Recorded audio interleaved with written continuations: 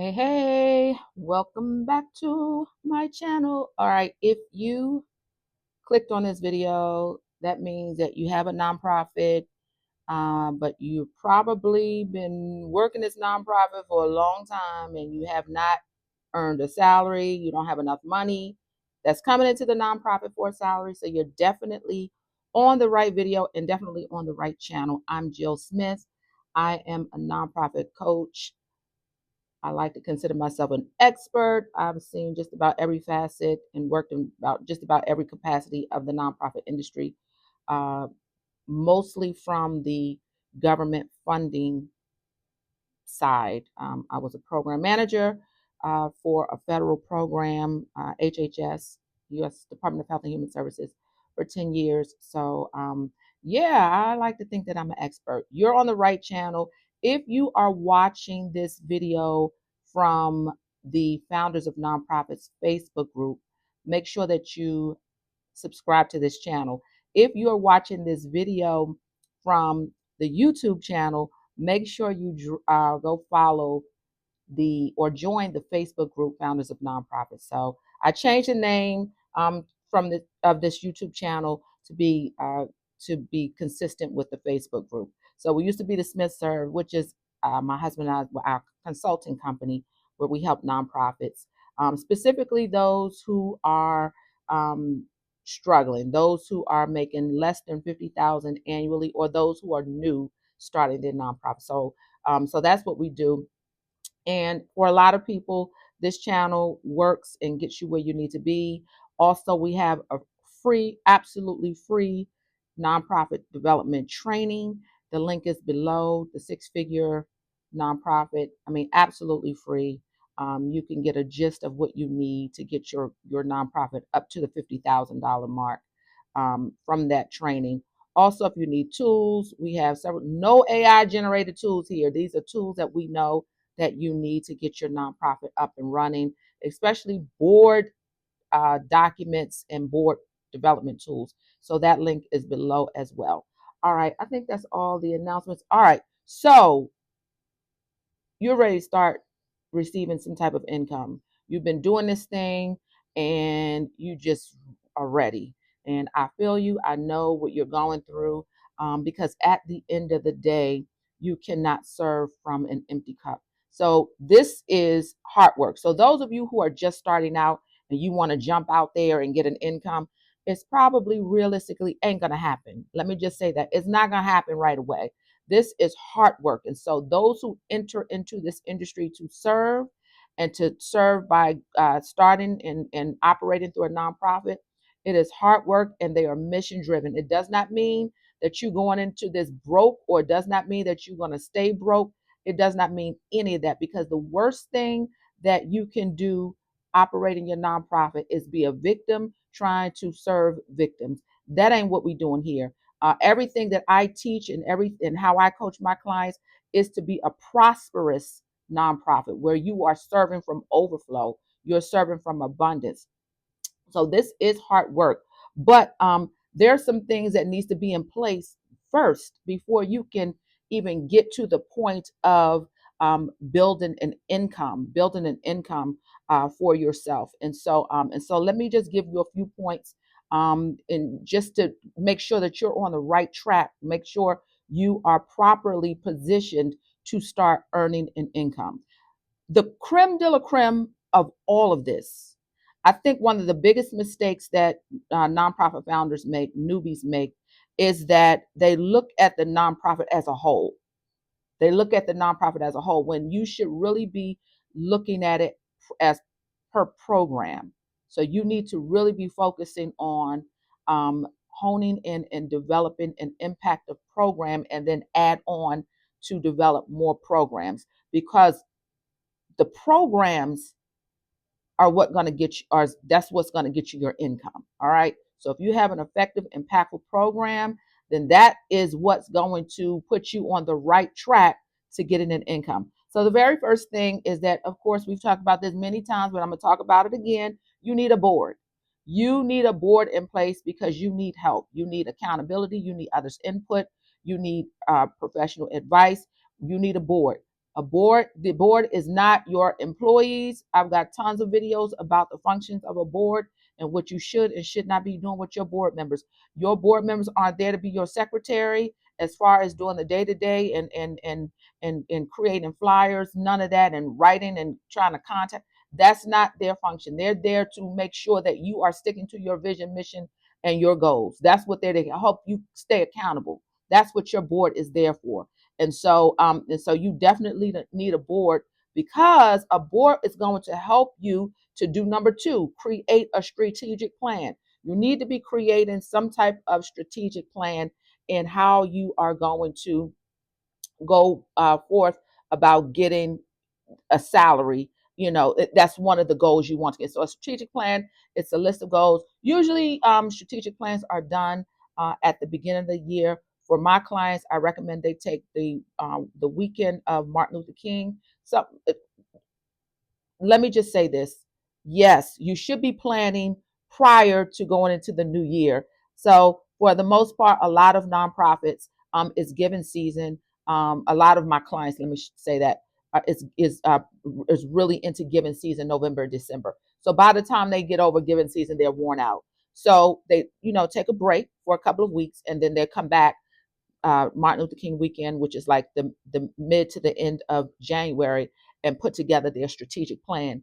And in that strategic plan, it's a list of goals, and it's just different strategies on how you're going to meet those goals. One of the goals should be that you, as the founder, executive director, if that's what you're serving as the executive director, that at the end of that year, you want to start earning a salary. And so whatever is comparable in the area to executive directors for the type of nonprofit you have, you are eligible to get that type of salary. And I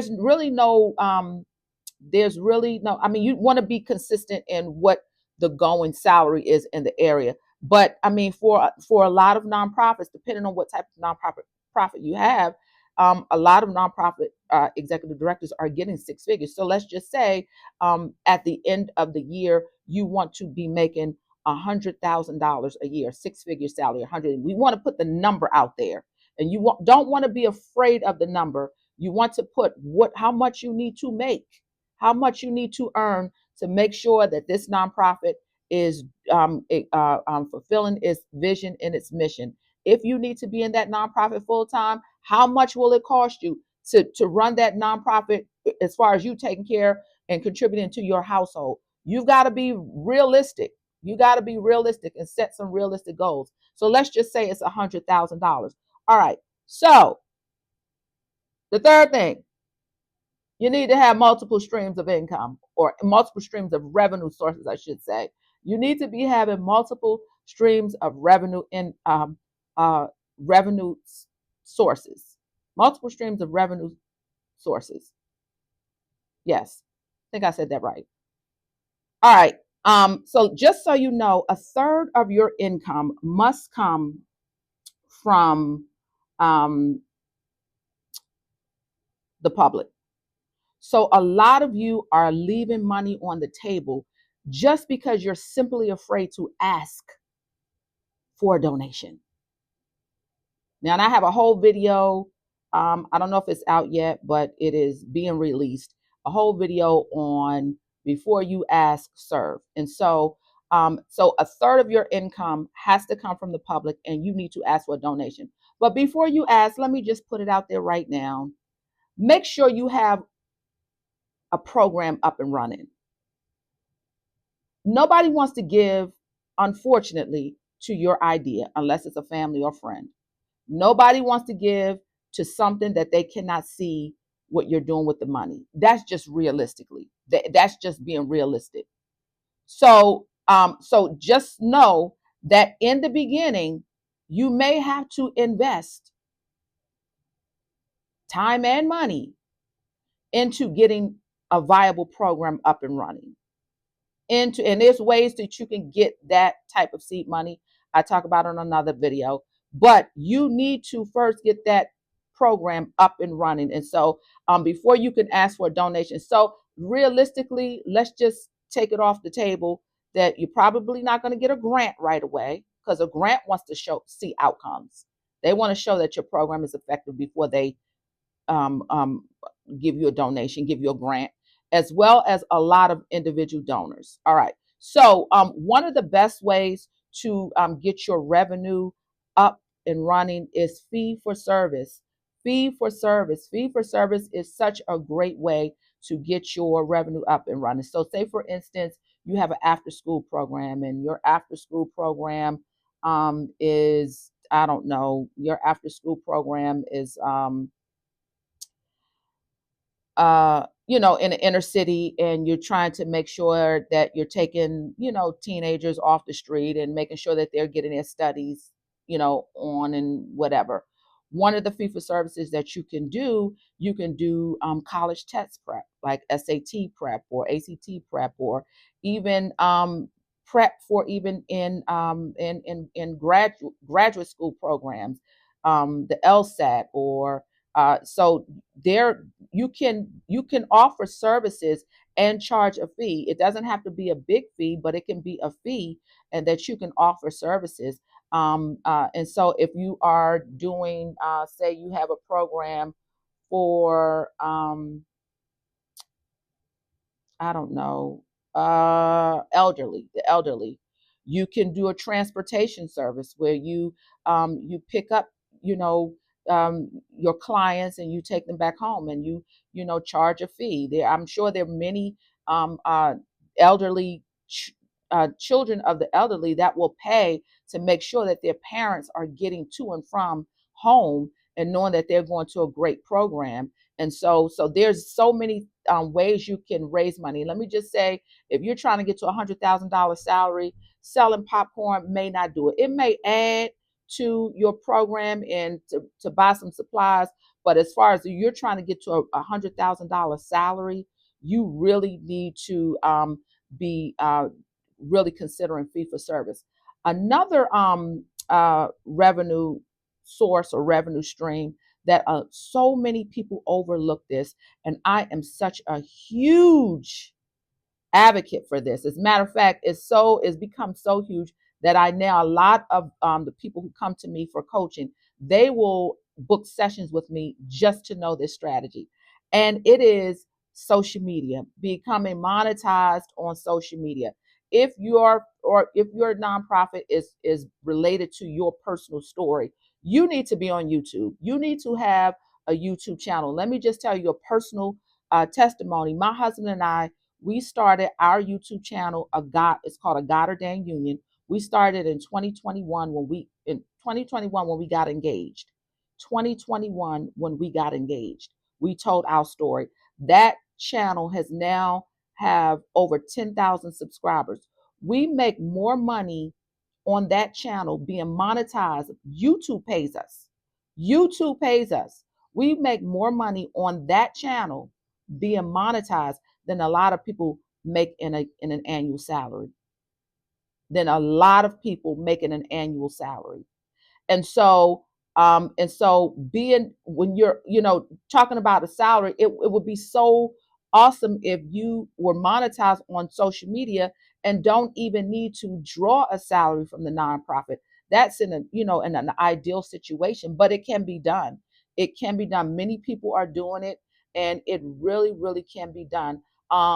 Fee for service also, my clients is one of my successful clients is another example. Their nonprofit, they help young moms, single moms, and teenage pregnant teens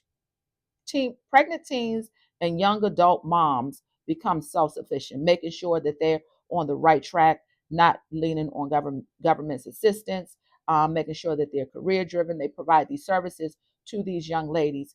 And so one of the services that they offer, they saw that there was a need for childcare. So they created a childcare facility fee for service, and that child care facility also receives subsidies and government's assistance from the state to for those moms who want to use vouchers for childcare. So they make a lot of them. So they're well over a seven-figure mission-driven venture, which includes their fee-for-service as well as their nonprofit. And they employ over 20 employees, including themselves and having a salary. So fee for service is probably your best bet, as well as considering utilizing social media to become monetized. So many people on TikTok. I know TikTok is kind of sketchy these days, but so many people are earning $10,000 and $20,000. Yes, $10,000 and $20,000 a month on TikTok, just inspiring, encouraging, entertaining, educating, and so it can be done. I'm a personal witness for that. Um, the fourth thing is that a lot of you aren't earning a revenue, earning an income from your nonprofit. It's simply because you have bad management habits. You have bad money management habits. And so that's why you really need a board. You want to have a good treasurer, someone who has some type of accounting or finance background. You need, of course, good software. I like QuickBooks, some type of software so that you can see where the money is going and be totally accountable for the money, so that you can see, how you are managing money. If managing money is not your strong suit, you need to bring someone on, preferably as a volunteer, to help you develop that skill. Because it's a nonprofit is not like a for-profit where you can just dip and dab into the for-profit's money on a personal need, as you think you see fit. On the nonprofit side, you cannot do that. And so if you're not seeing revenue, if you're not able to get an income, or if you're, and it could be because you are totally mismanaging the money, because you may have the money there to be able to at least get some type of percentage or stipend every month. But if you're mismanaging the money, if you're not properly managing the money, that's a skill you need to stretch in and you need to develop yourself, because it's not good for you or the organization as a whole. And the fifth thing, or maybe the fifth thing is that you should and this is why you need a board. You should be developing some type of compensation policy. And so when you get to the point of getting a salary, or if you're going to get a stipend, because some people, while they're, I guess, working up to, like, say, $100,000 salary, the board will approve like a monthly stipend for like $1,000. And again, all of this depends on what's coming in, the revenue that's coming in. Yep. So you need to develop some type of policy, put that in place so that it's in writing. This is how much you're getting. And then the policy, then you can bring it up at the board meeting in the future as you see more revenue coming in, where it increase. Say if the percentage is, for whatever's coming in per month, whatever revenue, whatever donations are coming in per month. Say the policy says you get 20% of it, to operate the nonprofit, whatever the percentage is. And that, you should create a policy stating that, and make sure that it's discussed at the board meeting and in the board meeting minutes, because you want to make sure you protect yourself. You ain't taking from the nonprofit. You want to make sure all this is in writing. But that's a good way to work up to getting that six-figure income that you need. And so again, you're not here to serve from an empty cup. Realistically, we need money. We need money. And even though the nonprofit is hard work and it is mission driven, we cannot operate on air. We need money, and that's realistically. And I don't care how many of y'all say, well, we not focused on the money. We not focused. Well, maybe you came from a rich family. So kudos to you. That's great for you. But there's others, many, many others, who want and deserve and need an income in order to properly serve like they desire. All right. So if that's you, don't feel bad for wanting an income. You deserve it. You need it. And it can be done, with some proper planning. So focus on developing an effective program. Focus on the program. I promise you, once you develop a viable program, you'll be on a good track to increasing your revenue sources. At that point, you'll be more eligible for grants. Individuals will start seeing your impact and they'll start wanting to give more. Of course, you're doing your fee for service. If you want to, do some product sales, maybe sell t-shirts, maybe sell popcorn. That's even added money to get supplies and needs for the program. That's even add money. Then of course people want to donate in kind things. Maybe if you need laptops for your program, or basketballs, or pencils and pens, whatever it is, receive those as well.